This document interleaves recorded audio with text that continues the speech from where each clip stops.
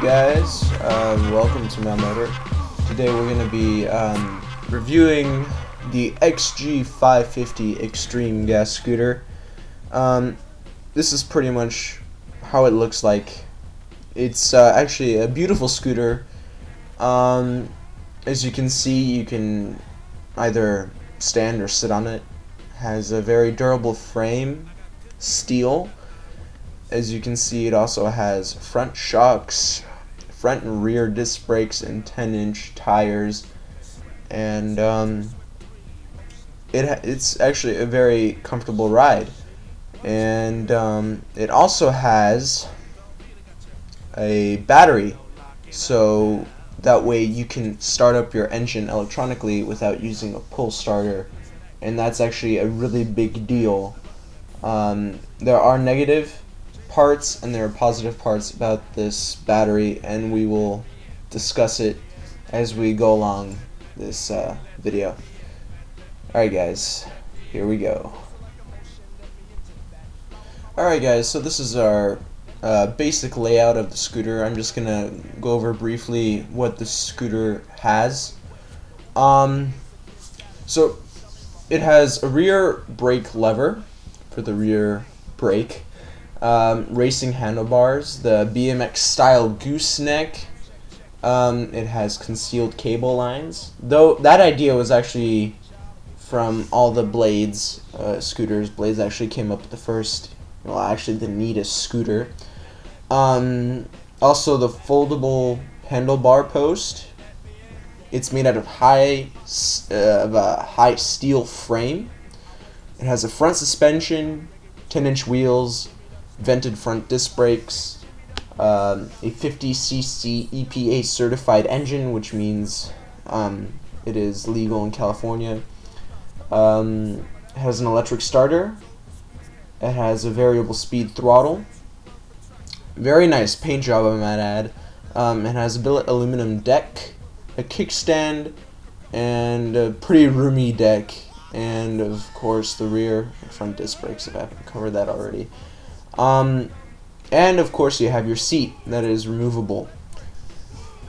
And this is pretty much the basic layout of this scooter, and now we're going to go more in depth. Alright guys, so we're going to cover the engine right now. What you're supplied here on this XG-550 is a 50cc Haoxing Chinese gas scooter engine. It is approximately probably about 3.5 horses, which is massive for this type of engine. I mean, 3.5 horses, that's actually a lot. The main factor you do have to look out for is that it is also a Chinese engine, and there have been many complaints of Chinese engines being a little bit, they're downgraded quality, they're not the best, they break down a lot. Mainly, all of these problems have been coming from the pull starter. The pull starter, most of the pull starters that are supplied with these XG-550s are very faulty. I mean, they will only last you a couple days. I've had an experience with the same engine, same problems, and it's just, it's not fun. And, well, pretty much, XG was, the X-Treme company was pretty smart about it, and they decided to completely redesign how this engine can get started. They supplied the scooter with a battery that can power up this engine with just a press of a button, and it's just a very neat thing, because while the engine is running, it also charges the battery, so you never really actually have to plug in your battery into a wall charger and let it just sit there and charge. This 50cc Haoxing gas scooter is also supplied on every other scooter that is gas, which is made by X-Treme, Scooter X, some Martin Monster scooters even. The list just goes on and on. The only companies that pretty much stopped or never used Chinese engines, that would probably be the GoPed company and the Blades company.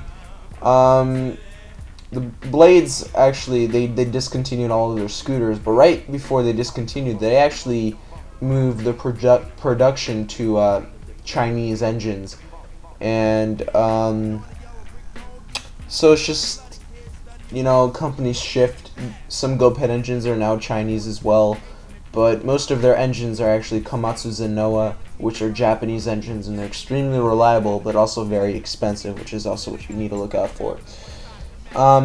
This engine, you can go wrong with it, but there are also some flaws that you have to look out for.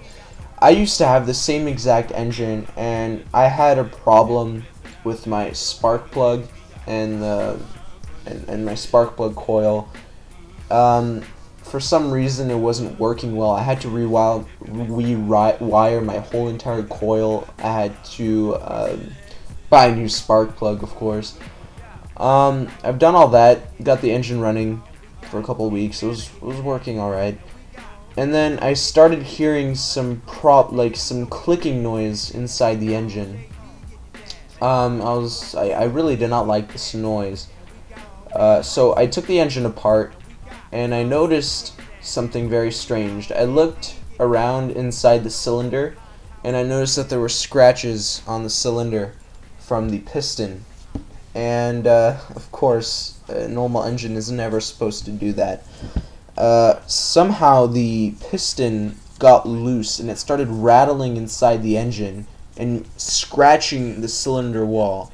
Now that's actually a very, very dangerous move there, because if the piston comes undone or loose, you can have serious problems there. So I pretty much had to rebuild my own engine. I had to buy up the piston, a new cylinder, so I had to get everything from different places.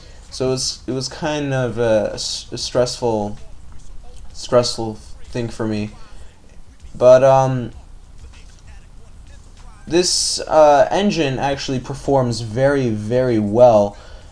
I think I just got one faulty engine that just came out of the factory, because nobody else had this similar problem like I had with their piston going against their piston wall or their cylinder wall. So I think it was just pretty much just me.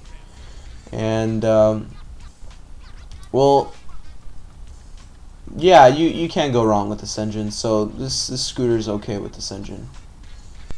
Alright guys, here is the clutch that is supplied with this engine. I've had a few problems with this clutch. For one thing, the clutch spring snapped on me. As you can see, it is relatively or noticeably thin, and for me that's a little bit of a problem, because thin clutch springs do not last very long. You can also notice that the clutch pads are also very thin, and they don't look like they're made out of the best material. If you compare these clutch pads and the Blades or GoPed clutch pads, you'll see that they are a lot thicker, and that the clutch springs are a lot thicker as well, and smaller. I'm not saying that a clutch spring is always necessarily better if it's smaller, but it is very important that the thickness is set to the right, set right. A thin clutch spring can cause you problems over a couple of months of usage. I've had a very bad problem experience with this clutch, but every year X-Treme is improving their scooters. I think they're doing a very good job. They're managing their products very well. So the new 2009, 2010 models, even the 2008 models, shouldn't have this problem. But earlier, in probably 2006, somewhere around there, people have been having a lot of problems with their clutch. And just pointing this out to you guys right now, this can be a problem for you. So if you want, you can replace your clutch. I'm pretty sure X-Treme carries a different clutch set for your gas scooter engine, so I recommend that you do change the spring and the clutch pads.